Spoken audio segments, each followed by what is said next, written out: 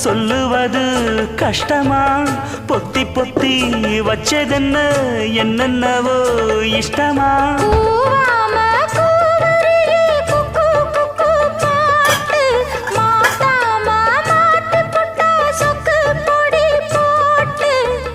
யாரிடத்தில் உன் மனசு போச்சு நூலை போல உன் உடம்பு ஆச்சு